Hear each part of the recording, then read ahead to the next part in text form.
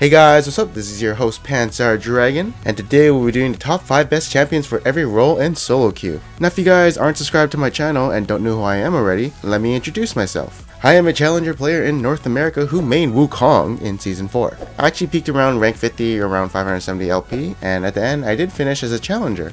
Unfortunately we're Master Tier now due to unknown reasons. But that is it for the introduction for me. You're all probably wondering what are the top 5 best champions for each role, and that's what I'm here to tell you. But if you are looking for a certain tier list for a certain role, be sure to hit the buttons at the top to go to a certain tier list, and with all that being said, let's get started. Go select.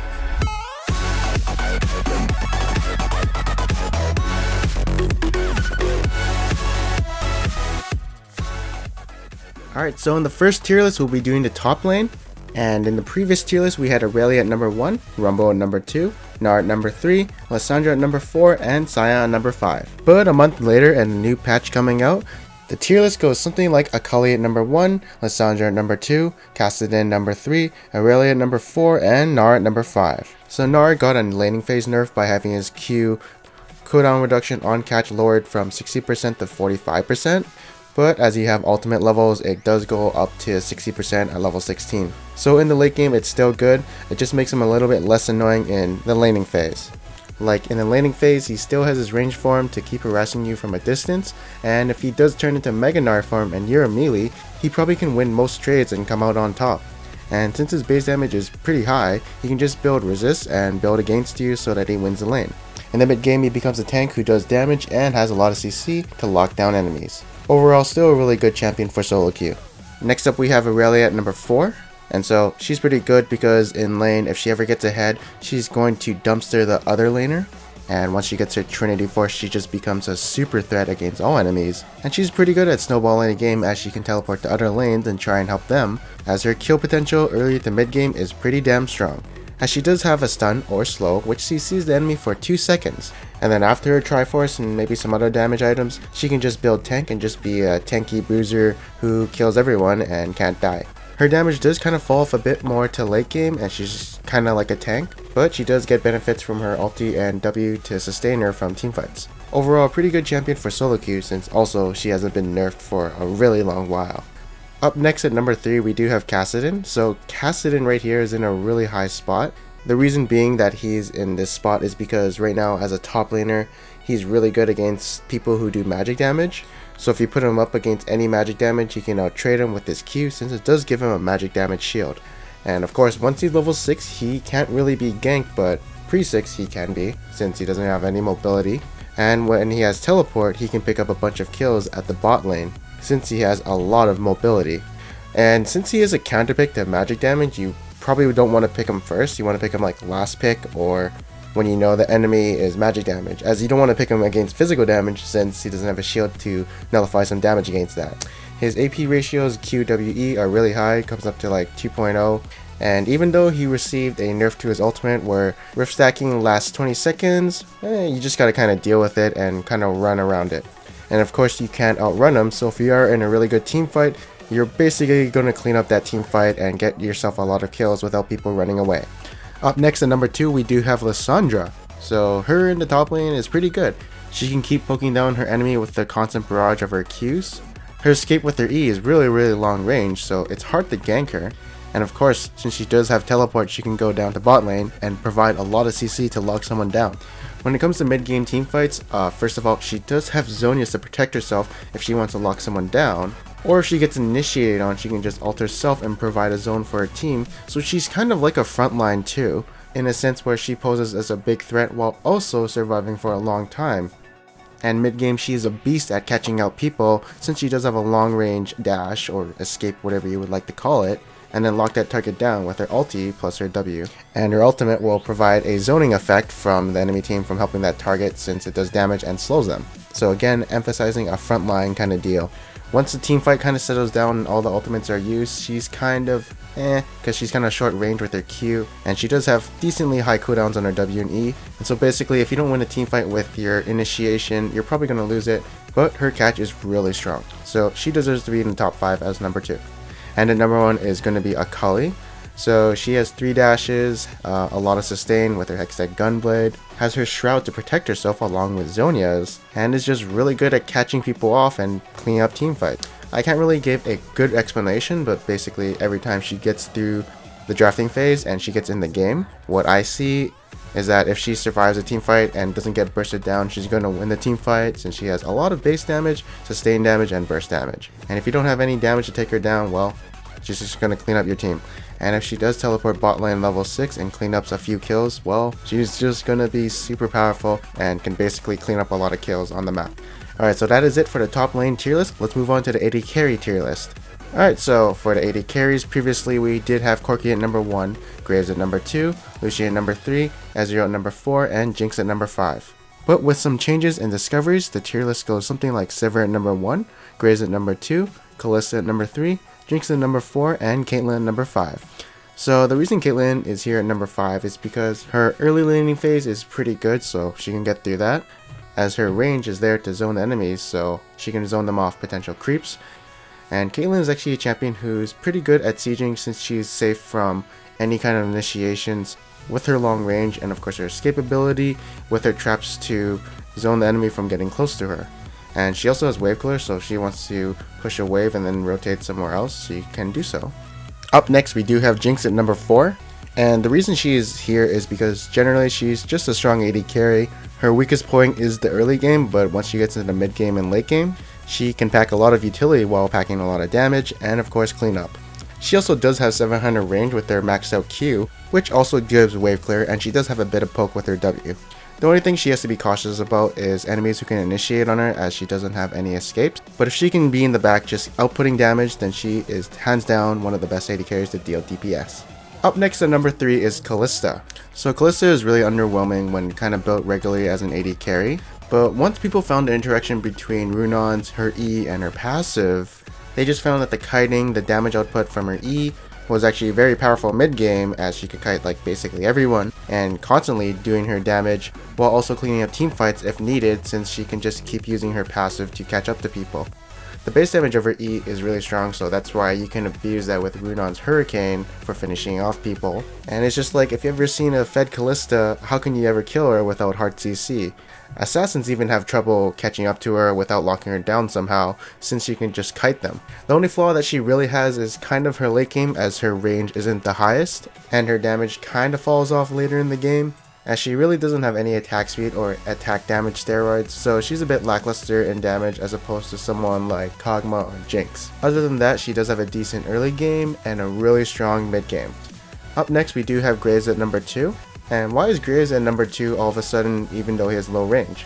The reason is because his base damage is super strong, like his ultimate is probably one of the strongest bursts that an AD carry can have. He is also one of the AD carries who haven't been nerfed like the others, but actually been buffed a long time ago in the past. And so his burst damage from like his auto attacks Q and R are really strong. And so with those champions being toned down a bit and him never been touched, he deserves to be in the top 5 as number 2. Having also wave clear with his Q and being naturally tanky with his passive makes him a pretty solid AD carry. Of course, when late game does come, range is really important, but he does make up for his range with his bulkiness and of course the escape with his E. And at number 1 we do have Sivir. So ever since season 5 started, she's actually been one of the most dominant AD carries, and I'm not actually sure why, to be honest, as there were no changes to her. Like, the only reasons I can actually think of why she's so good is that she has pretty good wave clear and the ability to initiate onto enemies with her ultimate.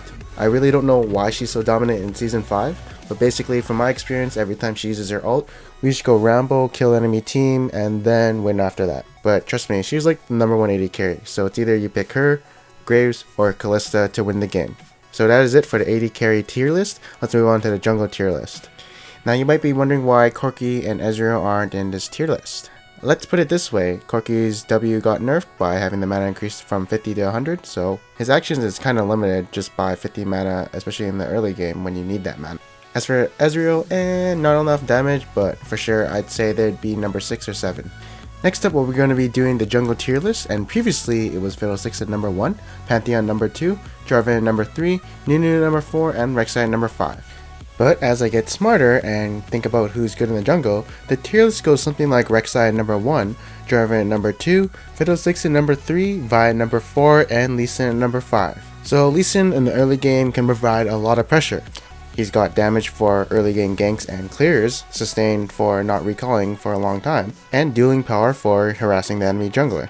The biggest point to emphasize is that his early game is what makes him really strong, as he does fall off later as a tank and he basically becomes utility since his damage doesn't really scale that well. And he can do the whole insect thing where he catches an AD carry or AP carry and kicks him to your team and then they just burst him. And of course the biggest thing I have to emphasize is that if you aren't a good Lee Sin player, don't bother playing him, because if you don't play him at 80% or 90% potential, then you just kind of fall off as the champion itself. Otherwise, if you do know how to play him in certain situations and know all the tricks that he can do, then go for it, because again, he is basically utility mid game and late game. Next up we do have Vi. And the reason she is strong is because she doesn't really take that much damage in the jungle after a certain level. And her ganks are just super strong with her Q and R and, all the damage that she has. Also, comparing the items, the Spirit of the Elder Lizard and the Warrior enchantment, it's definitely a big improvement for junglers who scale off AD and of course armor penetration like Vi, so that they can actually use their base damages to their advantage. She also scales pretty well into the mid game as she can lock down enemies and burst them down along with someone else. And when it does come to late game, she's a pretty mediocre tank / bruiser since she does get a shield from her passive, and of course the CC with her Q and the maximum % health damage with her W. Although since she has been nerfed in the past, she isn't one of the top 3, but I definitely would say that she is one of the top 5. Up next is going to be Fiddlesticks, and the thing with Fiddlesticks is he's not really that popular because there aren't that much Fiddle players in this game. But trust me, he's still pretty good since he does have a lot of sustain with his W, and his ganks are pretty good when he has his ultimate, and of course if he has mobility boots he can constantly gank people with just Drain and Fear. The thing with Fiddlesticks is that he can turn around teamfights by just ulting in and countering the initiation from the enemy team, or he can initiate fights if the enemy does not know that he's ulting over and then clean up the fight just off one ultimate and fearing somebody and locking them down. And just because of those things, I do feel like he deserves the spot at number 3. Next up we do have Jarvan at number 2. So Jarvan's always been good in Season 4, and I did feel like he was the number 1 jungler of Season 4. And so because of that, he's also a good jungler in Season 5. And what makes him strong is his utility with his EQ, along with the base damage coming from his Q, R, passive, and armor penetration coming from the Warrior enchantment, along with Brutalizer if he does get that, along with being really tanky provided with the shield from his W. He also has a really good escape, so if he ever is in a sticky situation, he can just EQ out of sticky situations. And his initiation / catch is really strong too, as he can lock down enemies for 3 seconds if they don't have an escape. And yeah, he's just super strong. If he's behind, he still has his utility with his knock up, the shield, slow, and the lockdown with his ultimate. And if he's ahead, he'll just be dunking his enemies. Anyways, super strong jungler, anyone can use him, he's really basic to use. And next up we do have rek'sai at number 1. Oh god, so okay. The first thing is her base damage is pretty strong even though it got nerfed. She still has her QWE, but I think the most annoying thing that I can think about her is the regen from her passive. Basically you think you kill her and then she goes underground and then she has resist to back that up, so she basically has a big health pool. It's just really hard to kill her once she's fed, and this regen constantly comes out through sustained fights since she's constantly auto-attacking, pressing Q and her E. She also has a constant knockup when someone is near her. If you're planning on diving the enemy carry, he's just gonna knock you up and peel you off of them. Having the ability to knock up someone whenever she wants to is a big threat in teamfights and can cause a lot of zoning.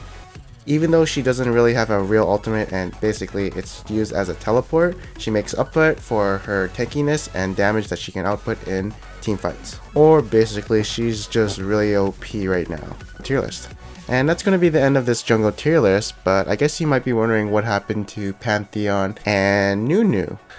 So Pantheon is going to be number 6. I'd probably put him at number 6, but Nunu, he's maybe top 10, maybe top 12. I don't know, I just don't like him. He's just not my playstyle since he just throws ice balls and kind of plays more oriented to jungling into the enemy jungle and counter jungling, which is something I don't like doing that much. He also really can't build damage, you just have to build straight tank on him and you don't feel like you do any damage, so that's why I don't really like him that much. Personally, I dislike him, some other people might favor him, but right now, I don't think he's definitely top 5. For the next tier list, we'll be doing the mid tier list, and previously we had Akali at number 1, Katarina at number 2, Syndra at number 3, Fizz at number 4, and Ahri at number 5. But now in patch 5.1, we have Nidalee at number 1, LeBlanc at number 2, Ari at number 3, Azir at number 4, and Zed at number 5. So Zed at number 5, has a decent laning phase, and then when mid game comes, he can go pick people off or go split push and 1v1 and have that split push pressure onto someone. And he just has a really good mid game to late game presence until the enemy gets Zonias and QSS. And other than that, once he does get his Blade Rune King, that's where his massive power spike comes in, as he can basically burst people out and kill them. Why I didn't include him in the last tier list is probably because I thought QSS changes would be big, since most of the AD carries would start getting it now since it's cheaper. But I was wrong, and I mean, he was still a good mid laner. I definitely thought he was top 10, but now I'm going to put him in his rightful place at number 5. And at number 4 we do have Azir. So what's good about Azir? Okay, so he scales super well into the late game since his damage output is really high, and he's also really good at sieging while also being really good at people sieging against him since he has a lot of zone with his sand soldiers. And like one of the strongest things about him is his laning phase. Basically, he cannot really die in the laning phase since he can just use his W, E, Q to get out, which is a pretty far escape if you ask me, and he does have his ultimate to prevent enemies from getting to him, so he's just like impossible to gank unless he uses his E aggressively. And the best part of all is you have a really long range W to zone the enemies and harass them with. He does have his weaknesses though. If an assassin gets to him first before he can use his spells, as he does have sustained damage and somewhat burst damage, then he's kinda screwed and left vulnerable to die. Other than that, he's a pretty good pick for a solo queue. Now you guys might be asking what happened to Fizz. Honestly, I don't see him as much as I did back in season 4.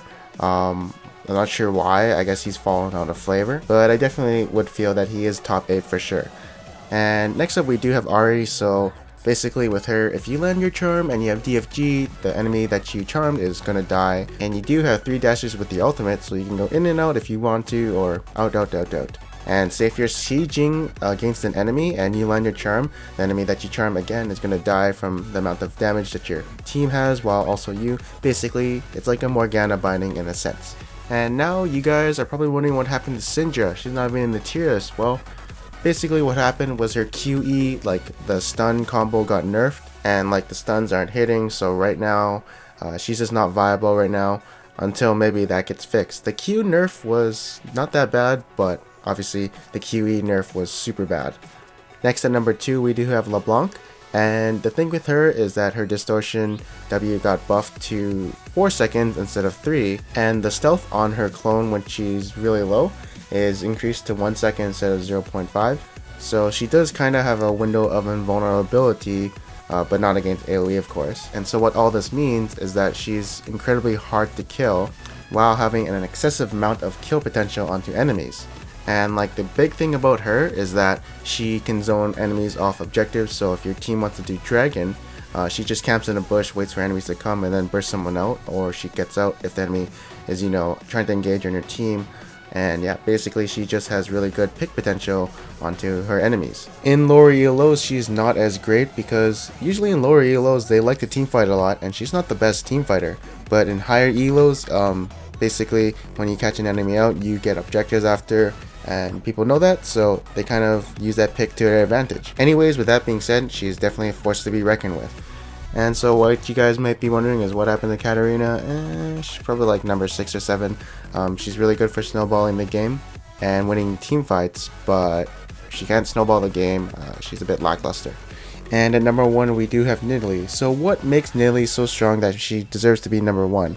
Alright, so you land those spears, you outtrade the enemy, as you can go into Cougar form and mess them up. Even then the spears do deal a good amount of damage by themselves. And she's also kind of hard to gank as she does have her Cougar form, but I think the reason that she's actually a good mid is because her kill potential when she lands that spear onto enemies if she roams is really high. Because basically once you land that spear, you hop to them, do your burst damage, and then do another hop, and then switch to your human form, Q them again, and then hop to them again with your Cougar form since it reactivates when you get the hunted passive onto them. She's also pretty good at sieging since her spears do hurt quite a bit, not as much as old AP Nidalee, but it still hurts. And she's basically like an assassin slash mage combined into one.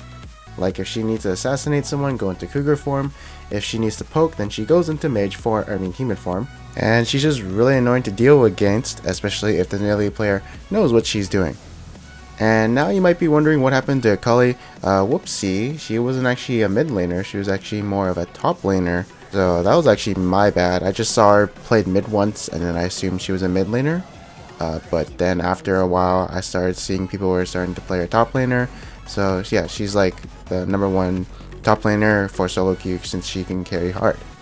Alright, so finally our last tier list we're going to be doing is going to be the support tier list. And previously we had Janna at #1, Thresh at #2, Blitzcrank at #3, Sona at #4, and Nami at #5. Now it goes something pretty similar. We have Janna at #1, Thresh at #2, Blitzcrank at #3, Leona at #4, and Soraka at #5. So what's up with Soraka? Well, heal, ulti, Q, silence, root, whatever it's called, more heals, and basically that's it.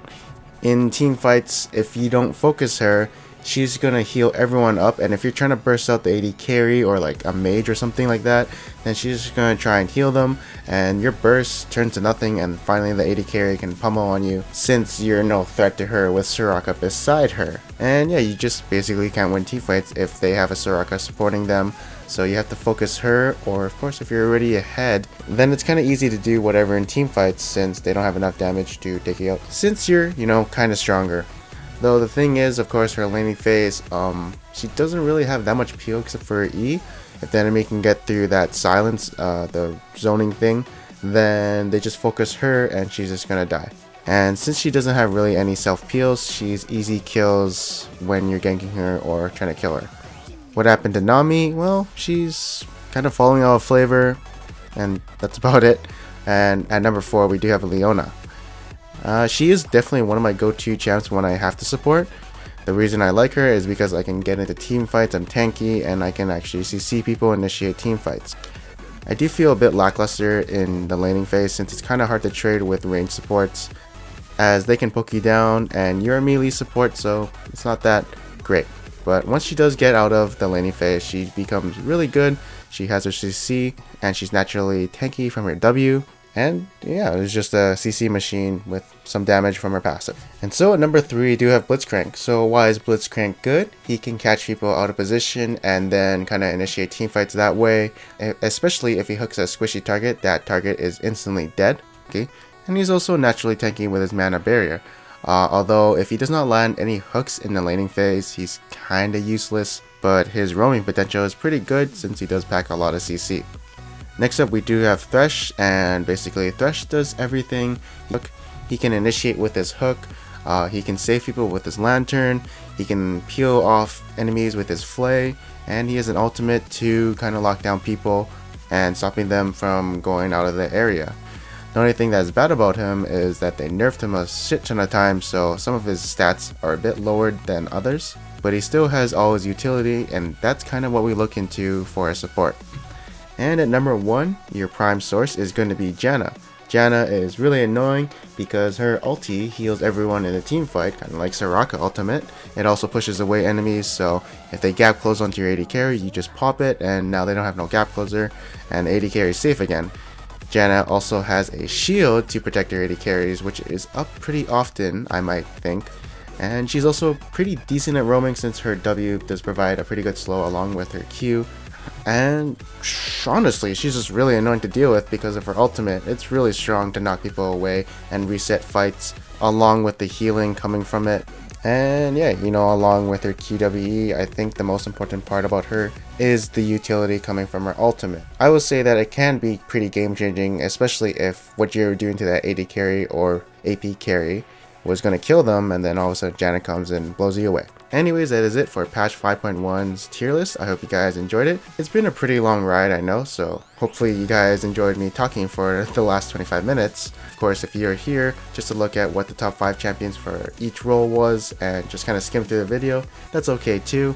As long as you know what the top 5 best champions for each role is, I am happy to know that the information was received well. And yeah, I am Panzer Dragon. If you guys did enjoy this video, please like, favorite, comment, and subscribe. For every patch, I'll be doing a new tier list and updating you guys on what I think the best champions are for each role. And if you do have any thoughts about this tier list, maybe you don't like it, you have a strong opinion about a certain champion, please, I encourage you to comment below and share your thoughts with everyone in a civil manner, of course. Or maybe you want a more in-depth explanation of why a champion is good, then I'll definitely try to get around that and give a more in-depth explanation of whatever you guys need. I think this is also going to be the last of this tier list, like all the champions, because I do want to separate it into separate videos so that we have like top 5 best champions for supports, top 5 best champions for junglers, and then have like 5 videos for each patch, and yeah, just revert back to the old format. And which will include gameplay footage of the champion which is being spoken, so you're not just kind of looking at a blank screen, so there will be some entertainment value. And yeah, thank you guys for watching this video. I hope you guys enjoyed it, and hopefully we'll see you next time.